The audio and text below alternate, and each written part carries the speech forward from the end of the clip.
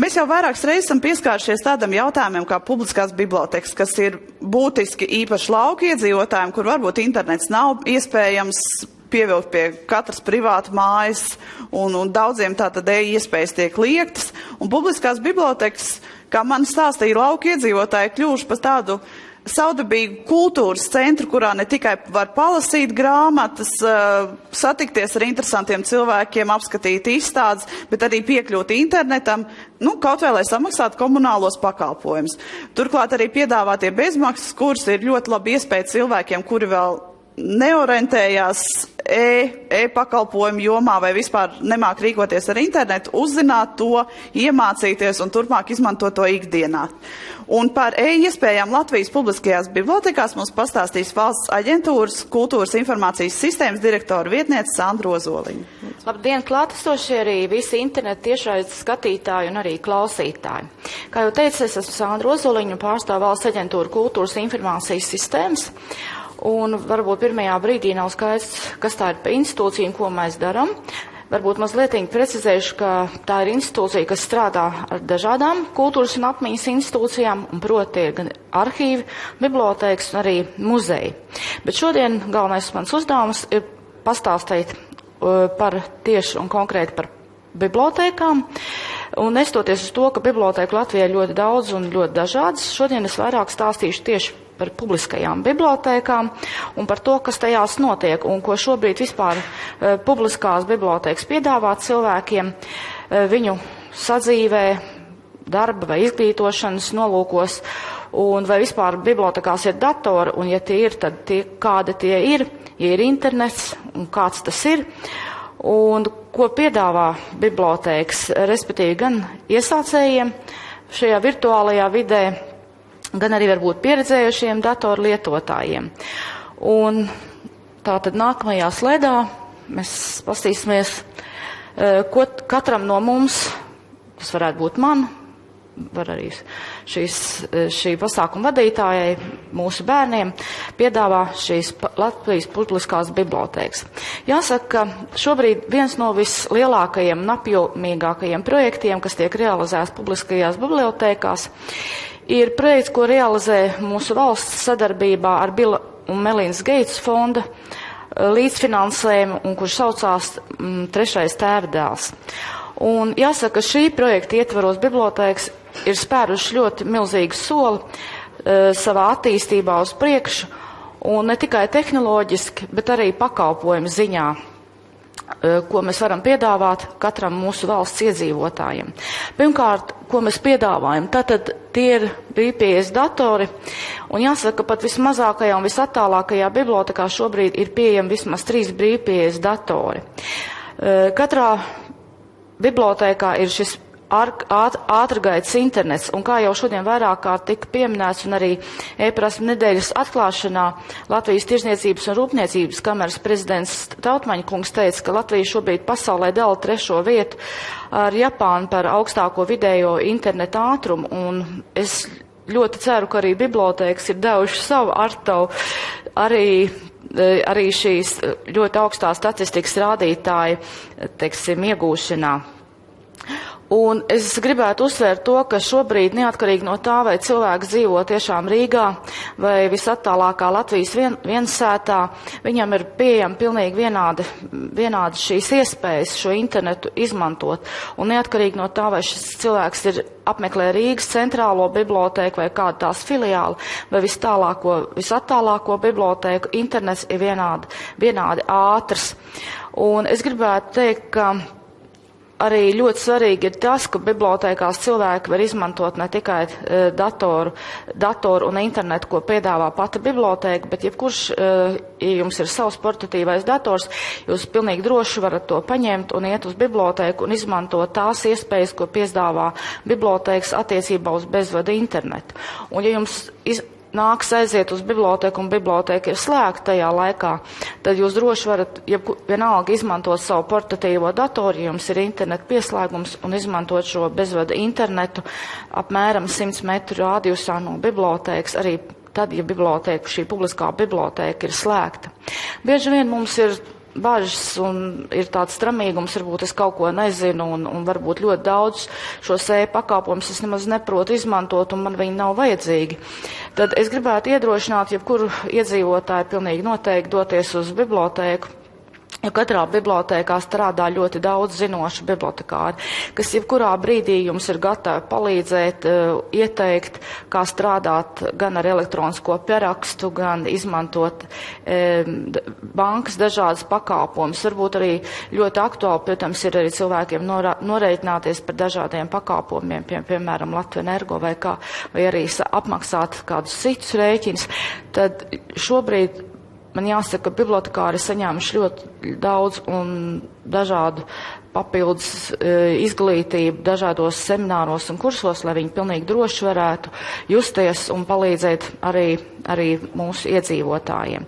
Jāsaka, lai iedzīvotājs nāktu uz bibliotēku, tiek piedāvāt visi manas iepriekš minētie pakalpojumi un arī dažādi apmācību kursi un semināri. Un jāsaka, ka šie kursi un semināri tiek piedāvāti ne tikai e-prasmi nedēļā, bet arī visa gada garumā tiek piedāvāt apmācības un semināri datorprasmēs, elektronisko resursu lietošanā, arī informācijas meklēšanas prasmēs un arī dažādu šo e-pakalpojumu izmantošanā. Un jāsaka, ka šis informācijas klāsts ir visplašākais, un mēs piedāvājam šo informāciju sākot jau ar pirmsskolas vecumu bērniem, kuriem arī ir nodrošināts un izstrādāts speciāla apmācība kurs, kā droši un pareizi rīkoties ar internetu, ko tur var atrast.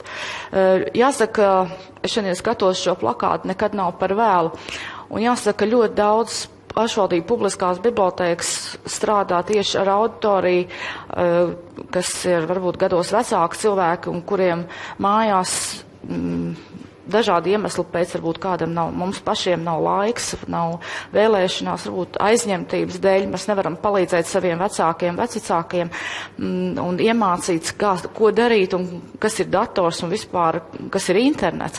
Tad jāsaka, ka šie cilvēki pilnīgi droši var doties uz bibliotēku un viņiem tur palīdzēs. Šobrīd ir arī tādi precedenti, kā piemēram Rocēnu bibliotekā, kur ir izveidots pats senioru klubiņš no šiem cilvēkiem, kas gāja pirmo reizi un mācījās, kā strādāt ar datoru.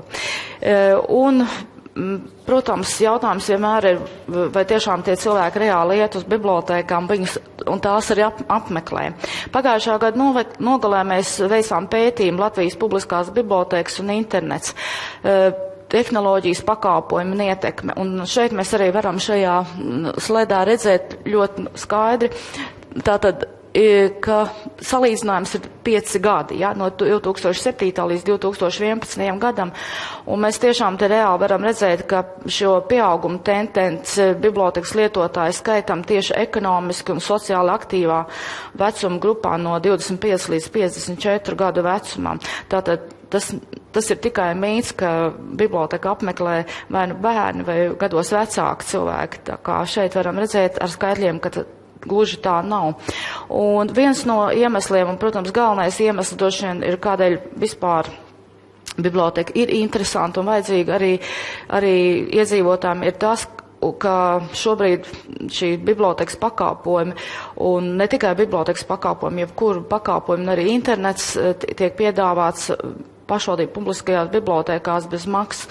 Un jāsaka, šeit ļoti liela nozīme ir tieši mūsu valsts un pašvaldību atbalstam, kas ar mēģdotācijas veidā tieši nofinansē šo interneta izmaksas, lai varētu cilvēks bez maksas arī izmantot. Un jāsaka, šeit mēs arī varam redzēt, kā ir pieaudzis, ka 2007. gadā 63% un savukārt 2011. gadā jau 83% tātad pieaug šī interneta izmantošana un šie bezmaksas izmantošana. Jāsaka, droši vien šis procents ir pieaudzis tādēļ, ka mēs zinām, ka šī ekonomiskā situācija valstī varbūt nav šobrīd tik labvēlīga, un bieži vien cilvēkiem vajadzēja nākties izšķirties par to, no kādiem, teiksim, maksājumiem atteikties un pakalpojumiem, un internets droši vien arī mājās bieži vien bija viena no tām lietām, no kurām cilvēki ārpus Rīgas arī atteicās, un līdz ar to arī bet savukārt viņi nezaudēja šo savu dzīves kvalitāti, jo viņiem bija iespēja iet uz pašvaldību publisko bibliotēku un šo internetu arī bez maksas izmantot. Nākamajā slaidā mēs reāli varam paskatīties un gūt apstiprinājumu tam, ko tad iepriekš visam teiktajam par to, ko tad īsti tie mūsu cilvēki aiziet uz bibliotēku arī reāli izmanto. Un te mēs arī redzam, ka visvairāk cilvēki tieši izmanto e-pastus, dažādus arī sociālos portālus skatās. Neapšaubām tās arī dienas ziņas un jāsaka arī ļoti, kā jau teicu, ka ļoti populāri šobrīd ir arī iepirkšanās internetā. Un tad jāsaka, apmēram, kā jūs redzat, 75% no cilvēki arī tiešām tie, kas izmanto internetu, arī iepērkās, arī iegūst informāciju par precēm un arī reāli tās iegādājas. Un arī internetbankas, kā jau teicu, šobrīd ir ļoti populārs, 74% no tiem cilvēkiem, kas apmeklē biblioteku, izmanto arī šos banku dažādas pakalpojumus. Un jāsaka, ka šobrīd tie nav vienīgie pakalpojumi, ko bibliotēkās cilvēki izmanto un kas viņiem tiek piedāvāt.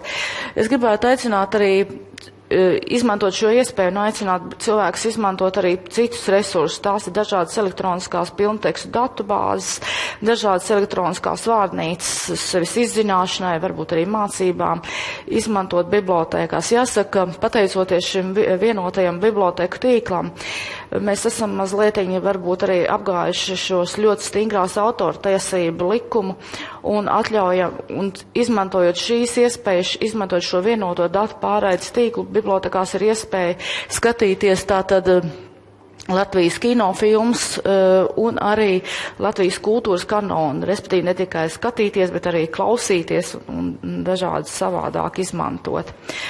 Un bieži vien cilvēki nezina, uz kurien iet, kur tad ir tā publiskā bibliotēka. Jā, tāda precedenti arī ir, bieži vien zvana mums uz aģentūru, bet jāsaka, ka šajā gadījumā es jums ieteiktu, ja jūs nezināt, kur iet, tad mēs esam šobrīd izveidojuši arī informāciju par bibliotēkām, un tam ir atvēlēts vesels portāls, kas ir ar ļoti skaistu nosaukumu www.biblioteka.lv, kurā mēs varam atrast informāciju par mums tuvāko bibliotēku, izvēlēties to sekot tai, noskaidrot tās kontaktu informāciju un arī darba laikus. Un pilnīgi droši varam zvanīt vai arī apskaties darba laikus, doties uz bibliotēku un izmantot gan visus manis iepriekš minētos pakalpojumus, gan visus tos pakalpojumus e-vidē, par kuriem stāstīja man iepriekšējie runātāji. Un es tiešām aicinu ietaupīt laiku un naudu, vienkārši nērti doties uz vienu no 825 publiskajām bibliotēkām, jo būtībā bibliotēkas ir vislielākais šis informācijas tīkls bezmaksas tīkls visā Latvijā. Paldies!